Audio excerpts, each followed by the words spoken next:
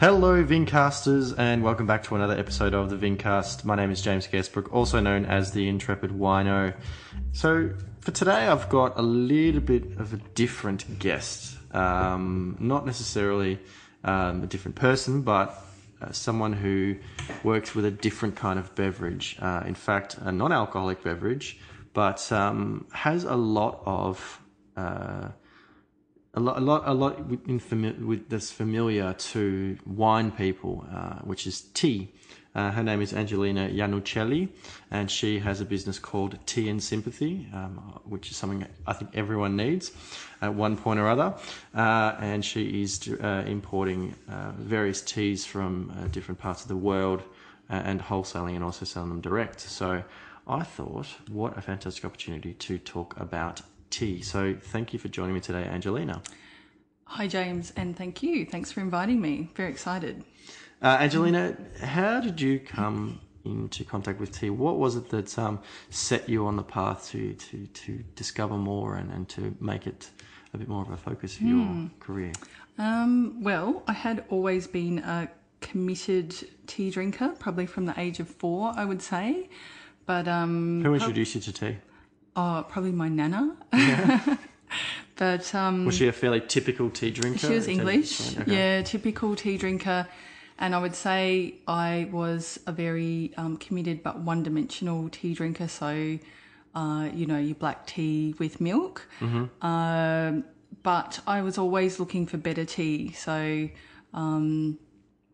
started getting into leaf tea and then started buying online, because obviously the range you can get online sort of opens up a bit more of the tea world to you. And I remember someone sent me in my order some oolong tea, and I know now it's probably would have been a fairly ordinary oolong, but I had never tasted one before, and it blew me away. And I thought, wow, I had no idea that this was even out there in tea. I'd only ever tasted, what we are used to here in Australia, or we have been.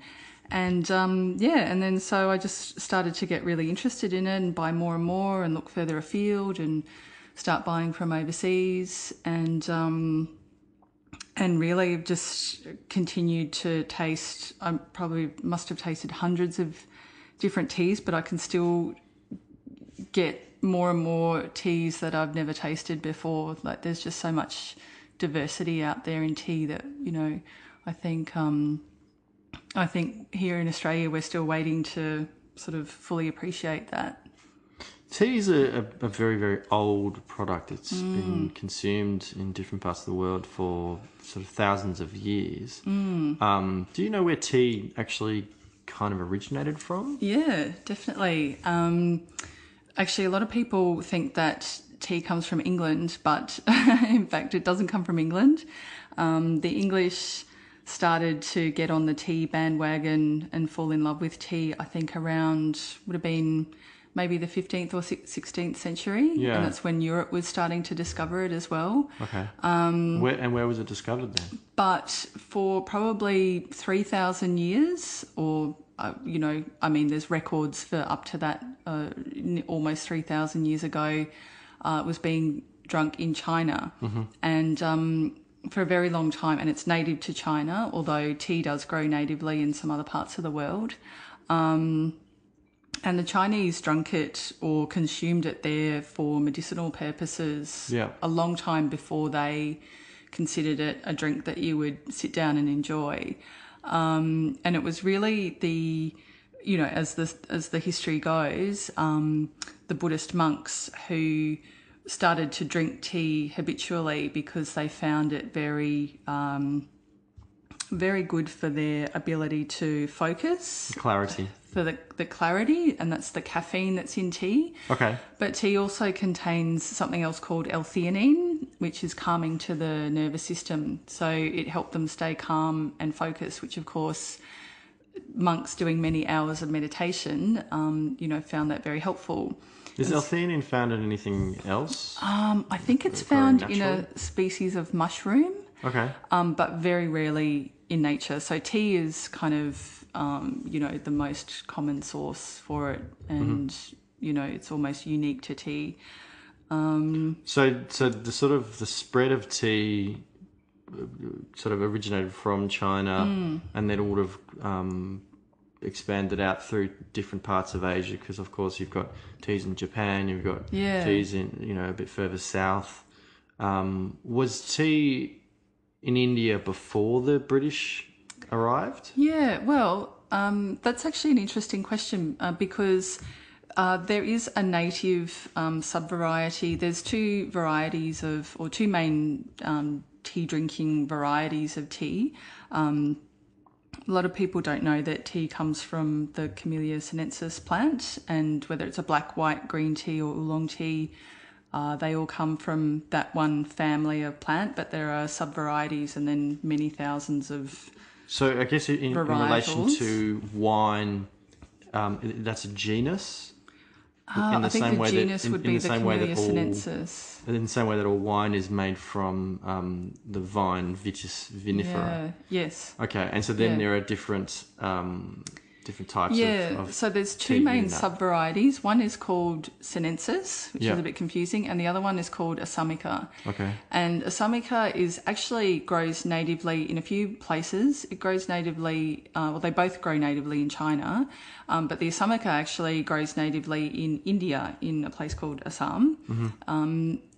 But that is not the tea that the English actually spent a very long time trying to steal the tea plants out of China because they loved it so much and they didn't want to keep buying it from the Chinese. So when they finally managed to smuggle these plants out of China, then they planted their big estates in India and Sri Lanka, which were new colonies at the time. It was formerly known as Ceylon, which, for people who are familiar with Ceylon tea. Yeah, exactly. And so a lot of the teas that come from those places are actually the sinensis, the Chinese version of the plant. And tea is grown in Assam as well, but it's a big leaf variety. So if you get a Darjeeling tea, if you see the full leaf, it'll be a small leaf, which is the Chinese sinensis. Okay. So in terms of how tea is grown, like what does a tea plant actually look like? Well, actually, wild growing tea plant just looks like a regular tree. How big though? Like, is it sort of more bush or is it several meters? It can grow several meters. So Right. what we're used to seeing is the manicured hedges of like the big estates of bushes, and they're actually cut like on the Dilmah ads? Yeah, Yeah. and they're just cut to hip height to make it easier to pluck. Okay. But a lot of the teas that I get and I actually seek out are wild growing tea trees, and there's a number of reasons why I like those. But when you see photos of people picking them, they're up on ladders and it just looks like a regular tree. Right. And what actually grows? Is it just leaves, like a normal tree again? Yeah, it's leaves. There's no fruit or I anything? don't know if there's any flowers actually. Some varieties might have flowers on them. Okay. I'm not sure. I haven't actually. It's not an image that's familiar to me though. It's mainly the leaf, and they pluck.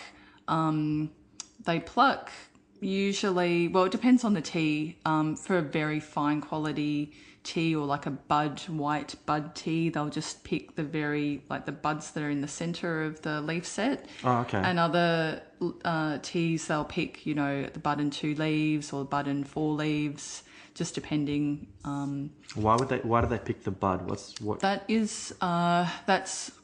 That's the freshest, newest growth on the leaf, on the stem. Yeah.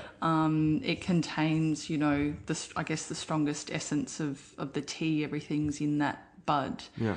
And so those teas are sort of quite highly prized, obviously, because it's just a small, part of the plant, and it's labour intensive to just pluck those leaves or pluck the buds. So and at what point are they actually picking the leaves? Like a certain level of ripeness?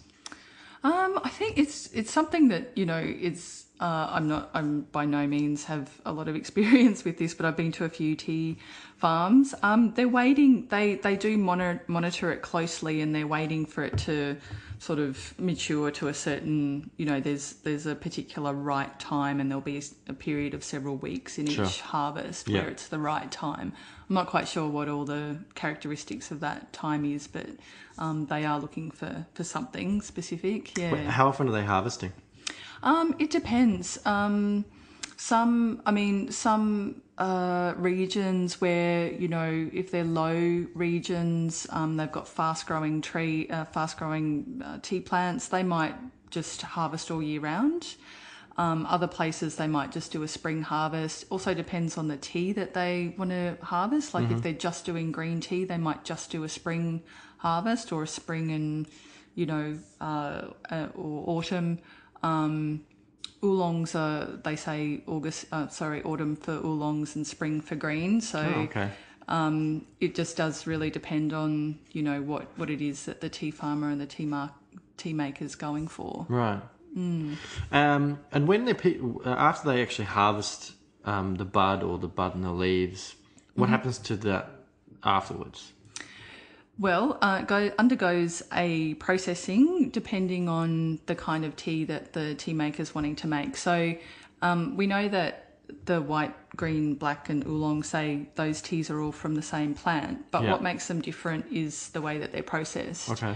So if the tea maker is wanting to make a white tea, for example, and this is just in very crude terms, but they would, that's a least processed tea, so they'd dry the leaves, and wither them, and basically, that's all they need to do. Yeah. With a green tea, because they're wanting to halt any oxidization that happens. So oxidization happens when the leaf is exposed to air, and it also happens in the factory when they do it sort of intentionally to oxidize the tea.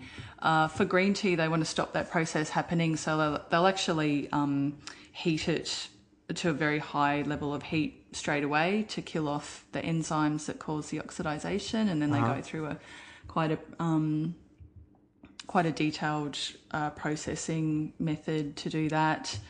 So a lot of people think that green teas are sort of maybe less processed than they actually are. And when I say process, it doesn't mean that it sort of makes them artificial or anything like that. It's just what they undergo in terms of like handling, heat and air and drying and all that kind of thing. With a oolong and a black tea, they're more heavily oxidized. So a black tea is fully oxidized, so that goes through a lot more stages of the processing to get it to that level of oxidization. What does the color refer to in terms of white, black, green? I think it basically, and it's kind of a framework that I think us Westerners have set up. When I'm talking to suppliers, I think they humour me a little bit with, the way I describe teas, but I sort of get the impression that, to them it doesn't quite work like that. But essentially it's like the leaf and the liquor. So the liquor is the liquid that you get when you infuse the leaves.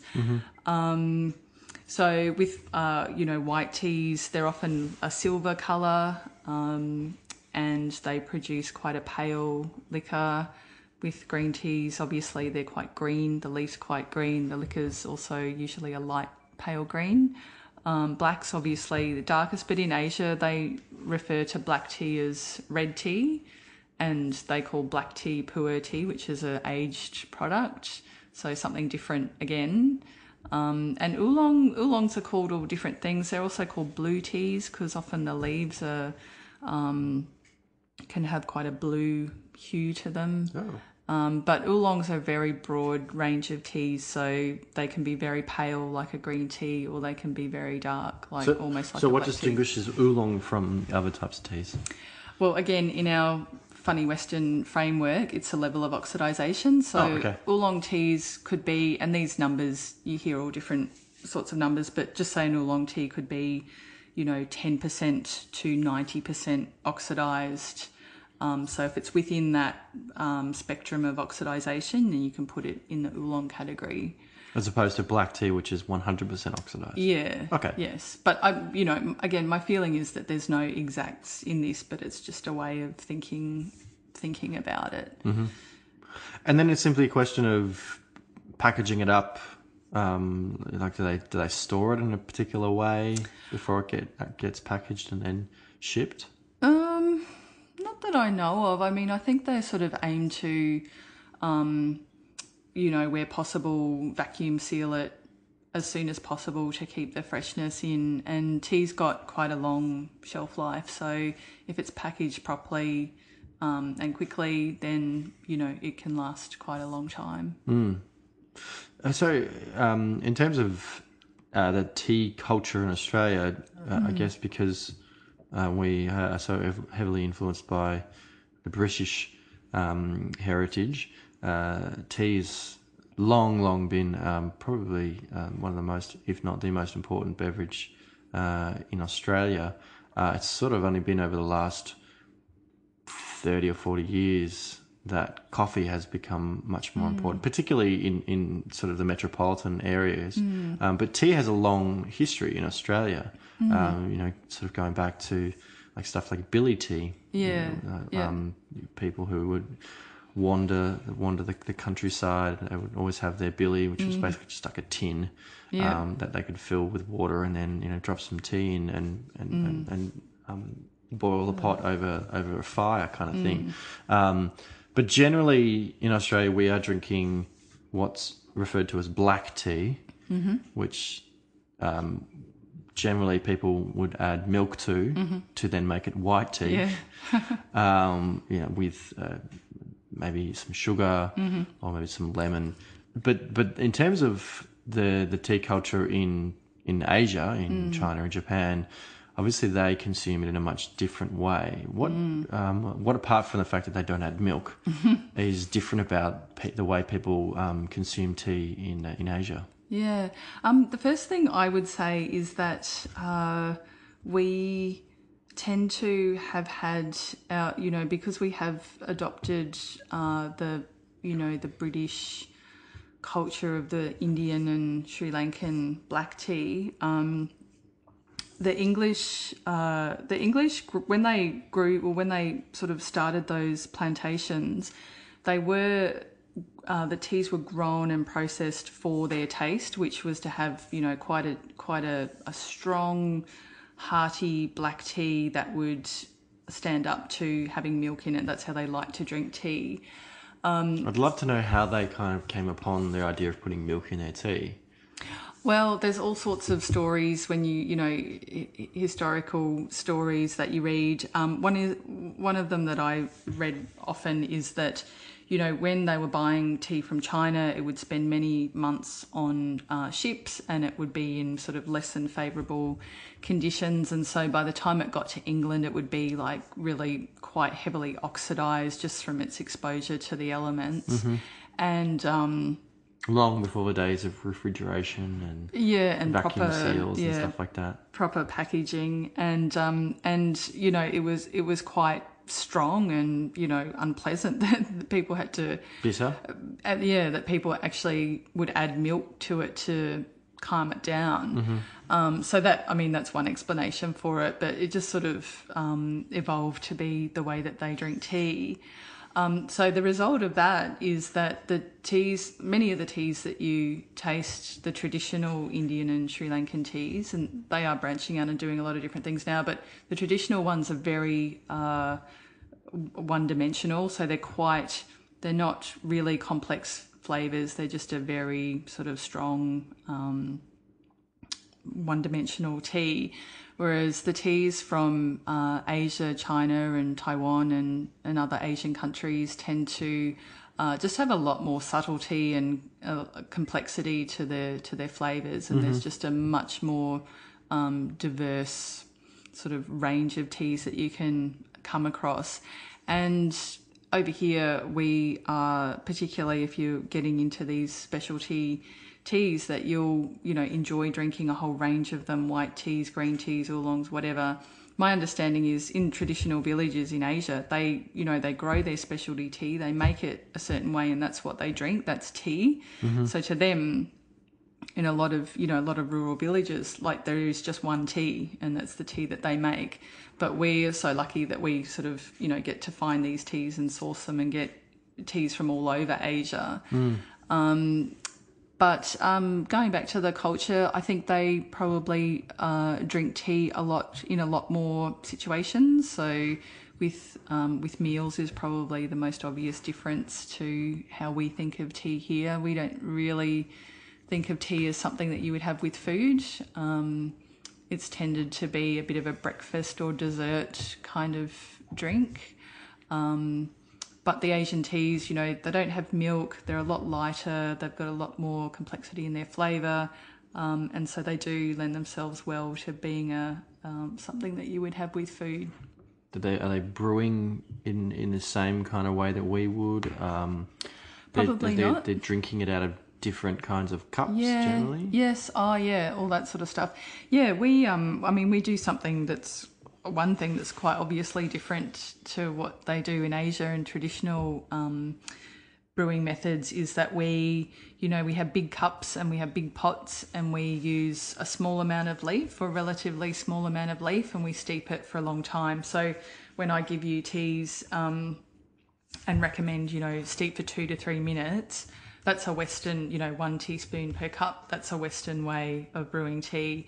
So in Asia, traditionally, I don't know if you've ever heard of gong fu tea brewing, but if you go into tea houses in Taiwan or China, what you often get is you'll see a tiny little pot, almost looks like a toy pot, and they'll put a lot of leaf in it. So they'll almost fill that tiny little pot with leaf, put the hot water in, and they might brew it for 15 seconds or 30 seconds, pour it round to the group at the table, put more water in, brew it again, pour it around to the people at the table. And they might do that sort of 8 or 10 times, even with one set of, one lot of leaf. Mm-hmm. So that's, obviously quite a different way to what we're used to having tea here. With each consecutive pouring of water into the pot, are they leaving it to brew for a little bit longer? Yeah, sometimes. And I guess that's part of the art of gong fu, and what makes it so interesting is that, you do discover different layers of the tea as you go through and do each brew. Sure. Different things come out. And gong fu basically means, becoming masterful at something through effort. So it's the sense that you know your tea so well that you know what length of time of brewing and how much leaf is going to bring out the best in the tea, and each time that you brew it, how long you're going to do that for, and so that's all sort of part of it, and it's also tied a lot into Buddhist philosophy as well in Sure. that way. In terms of, like for example, the Japanese tradition, they have a different way of enjoying tea. They've taken it to the extreme of tea ceremony, for example. And from what I understand, from region to region, they might have a very different kind of way of performing that tea ceremony. But there clearly is sort of a lot of reverence for tea and its sort of nourishing. For its nourishment for the body and for the spirit. That's something that obviously is very, very old, that kind of tradition. Certainly in Japan, I would think that it probably dates back to like the samurai kind of tradition. And in the same way that in the same with the monks, in China, the Buddhist monks sort of drank tea for clarity and for nourishment. The samurai would have done the same thing. The Japanese tea is a little bit different. Yeah, it is. Yeah. Interestingly, tea made its way to Japan with the Buddhists. Sure. So, unlike the English who sort of smuggled tea out of China, tea freely travelled to Japan the Buddhists. Sure. And ceremonies developed in much the same way, in the sense that they were very much a meditation and a ritual. Although it is true that the Japanese tea ceremony is quite different. It's a lot more formal, and there's a lot more rules, and it's more about the ritual and the ceremony than the tea, a lot of people say. And you're right, the samurai used it as a way to sort of restore the mind and body, you know, obviously being in situations where they could die at any time. You know, they would come home, go to the tea room, put their swords outside, and walk in and experience this meditation and this rest. So it was really important in that way. And they do have a lot of there's a lot of symbolism in the ceremony that links to Buddhist philosophy as well. Mm-hmm. But one of the things about tea, I guess, probably that's a little bit different to wine, is that for a long time it was kind of an equalizer. Anyone could drink tea. It wasn't, you know, from the nobility to the, Yes. you know, just the peasants could drink tea. I think that's kind of one of the really nice things about tea. Yeah. That anyone could afford it, I guess. No matter how you prepared it. But in terms of the way, what kind of teas are you now importing yourself and selling? Yeah, okay. I really have specialised in probably quite a niche range of teas. So in terms of, you know, we were talking before about the Australian tea culture, and back in the day we had leaf tea. Everyone had leaf tea, and your nana probably used leaf tea. And then we had the tea bag era that was sort of, you know, quick, convenient, quick and dirty sort of tea, and quite terrible actually. And then we had a Terrible how? Just in terms of flavour and quality. Okay. Yeah. So the the tea bag was really built for convenience and quick release of flavour, and really, you know, the quality of the tea is concealed in the bag, and it's just mass production. It's like it's like cask wine, I guess.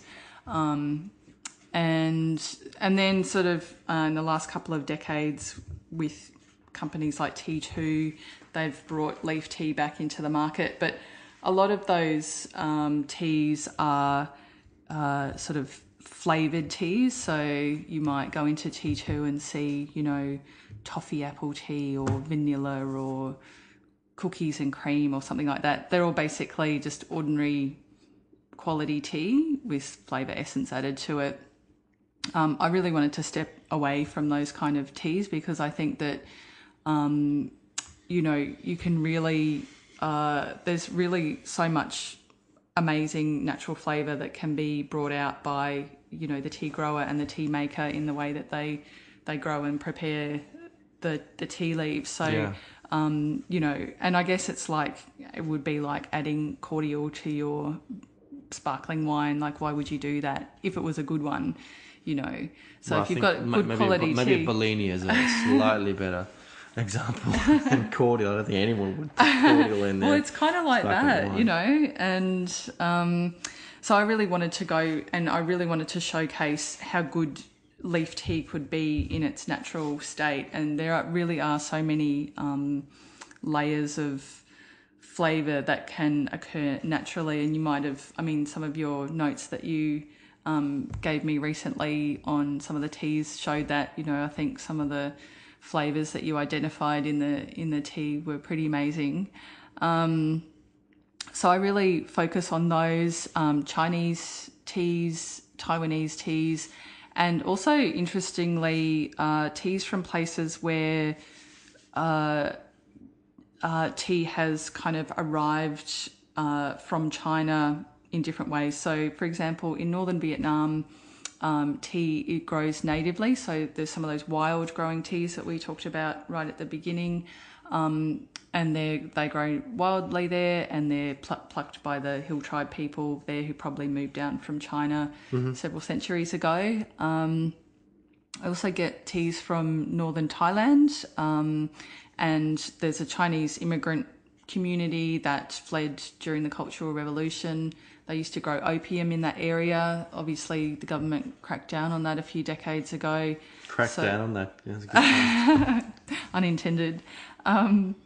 So they have gone into tea as a substitute, and they get their know-how and their plants actually from Taiwan, which is a superstar tea producing country. So, and they do a really good job for fairly new tea growers and makers. So, what are the important growing conditions for tea that would make one particular place higher quality than others? It comes down to, I think it comes down to taste. So, someone might say, I love teas that grow in low-lying areas in a hot country like, in India and Assam teas. So it really comes down to preference. But, obviously high-grown teas, maybe like wine, are usually highly favoured. And talking about Taiwan, they have a great combination of natural conditions in Taiwan. They've got elevation. A lot of the island is mountain range. They have humidity. They're right near the equator. They've got loads of rainfall, lots of fog shading the trees, lots of sunlight. Why is humidity important for growing tea? Well, I'm not an expert tea grower, but I just know that those sort of range of conditions, the warmth and the sunlight, just nourish the plants.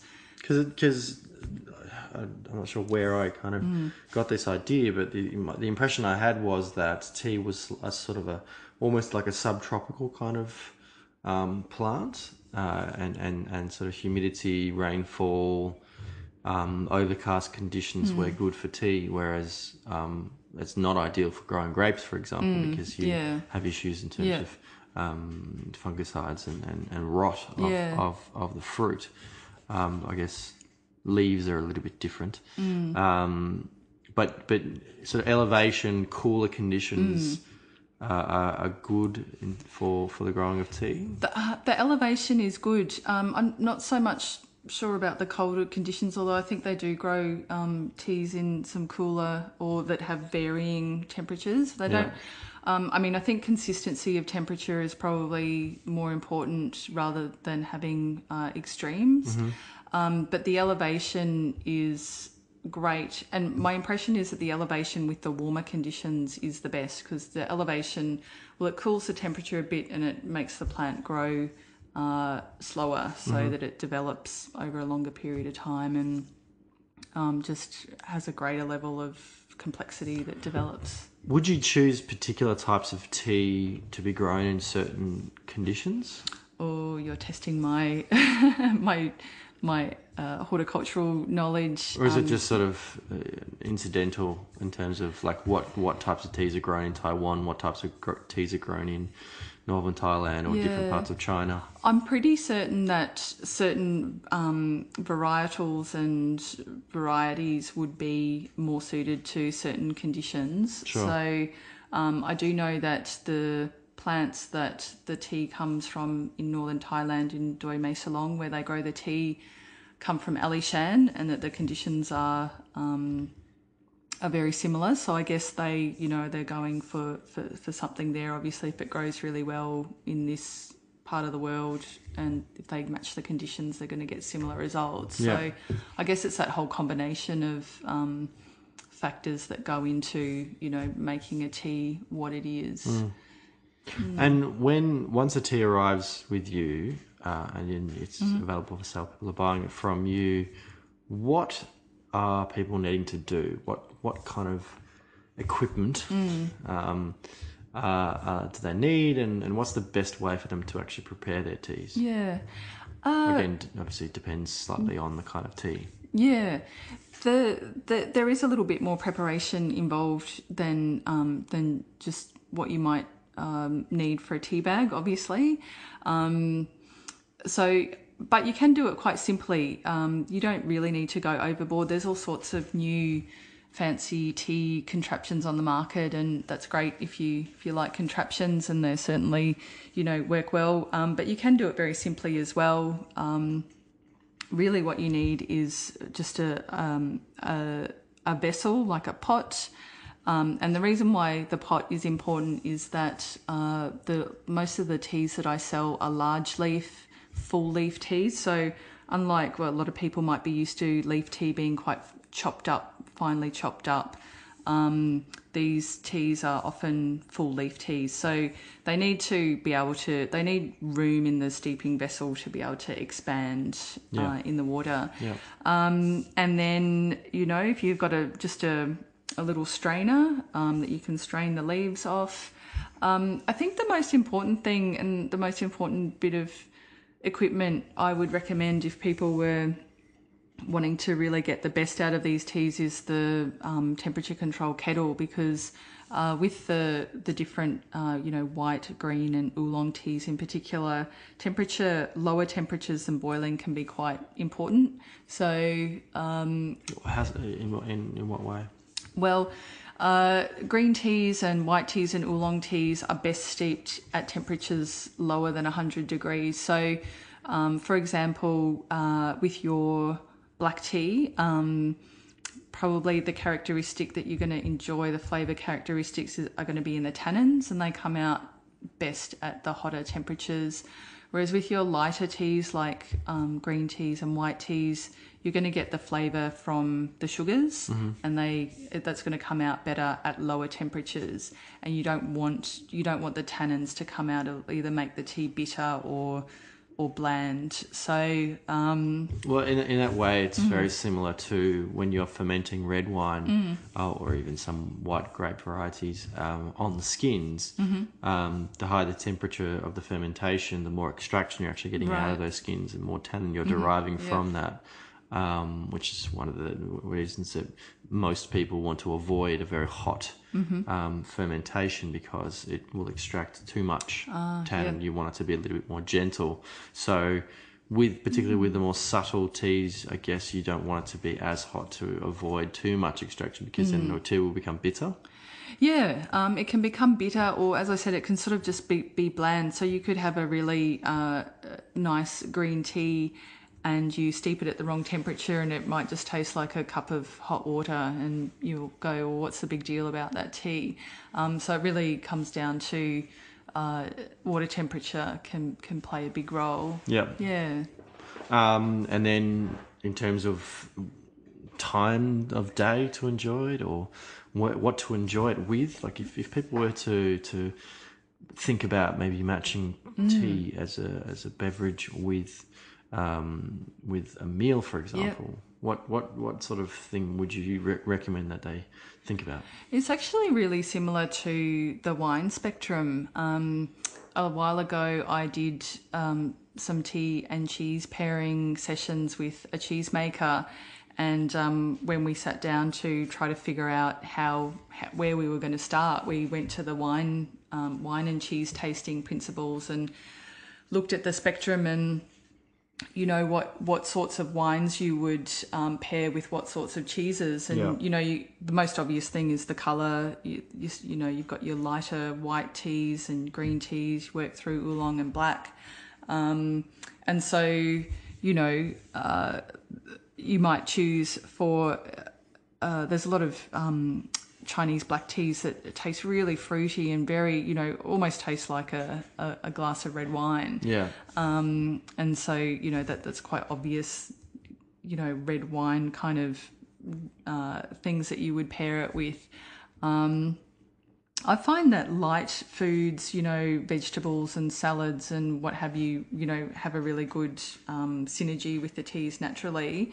But you can kind of drink, you can drink them with anything, any sorts of food, any time of the day, really. I'm usually drinking tea all day. Yeah. And every sort of tea that I can get my hands on that I've got. So there's really no rules around it. It's just finding a tea or teas that you enjoy. Do you get a bit of a buzz after a certain amount of tea drinking? How much caffeine would there be in tea, say, in relation to coffee? And do different teas have different levels of caffeine in them?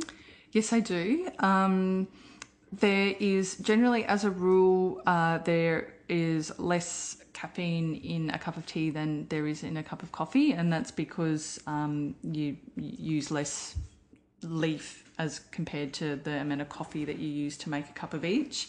So in terms of leaf to water ratio? Yeah, yes.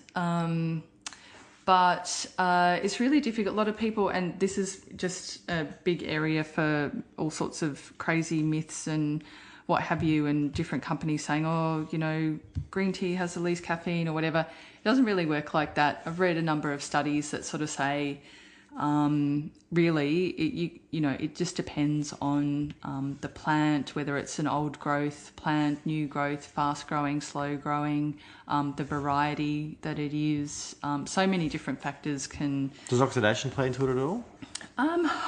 That's been difficult to determine, and as I said, that's sort of one of the areas where people go, oh, less caffeine in green tea than black tea or white tea, and really I think those things are misleading. So I'm not sure whether oxidation really does play into it as much as some of those other factors that I mentioned. Because of the L-theanine that I mentioned before, I think that might be another reason why often we'll have a cup of tea to relax and we don't get that lift that coffee gives us, and the obvious drop that a lot of people get when they haven't had their coffee for a while. So you get the clarity without the buzz.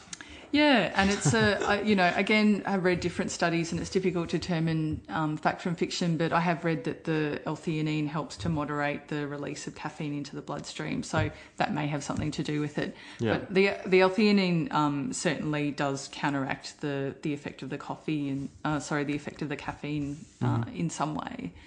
That's right. I was going to say, I don't really notice that. Some people who are really sensitive to caffeine do. However, I mentioned quickly before, there is another type of tea called pu'er tea, and it is an aged tea. It's essentially like composted tea, and it's a huge area of tea geekery, and you can, you can pay thousands of dollars for a disc of pu'er tea. But how ironic. Pardon? That the pu'er tea is very expensive. Yeah. Well, but you can get a bit of a buzz from the pu'er tea. It's for whatever reason, if you have a session of drinking that, you'll tend to feel quite alert for a long period of time. Yeah. So that's easy. It's pretty easy to abuse then. Can be, yeah, but I'm sure it's healthy for you. And of course, tea has a certain level of antioxidants, which is also good for a number of different things in the body. I think that's part of the reason people, like a lot of time, teas is prescribed almost for good health. Yeah, it's got a lot of, it does have a lot of health benefits. And again, there's, been so much research, and you read all sorts of different things.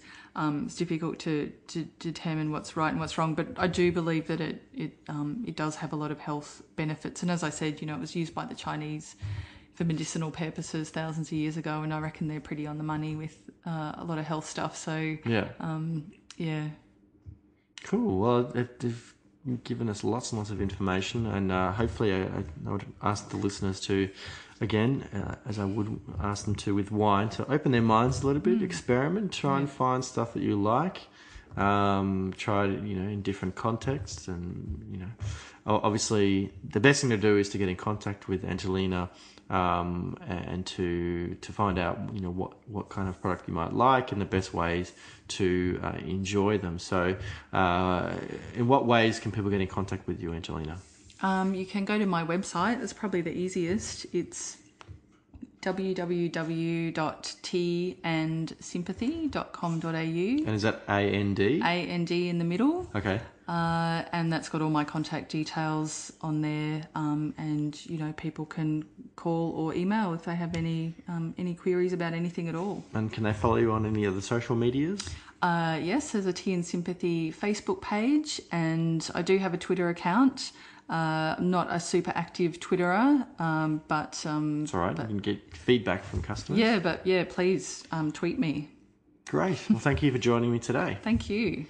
Guys, as always, you can follow me on Twitter at IntrepidWino or the podcast at the Vincast. You can follow me on Instagram at IntrepidWino.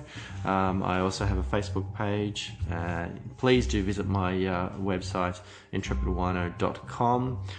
Make sure you are subscribing to the podcast on iTunes, and whilst you are there, please do leave a rating and review. It really does help me out, and I, as always, would love to hear from you. But until next time, bye!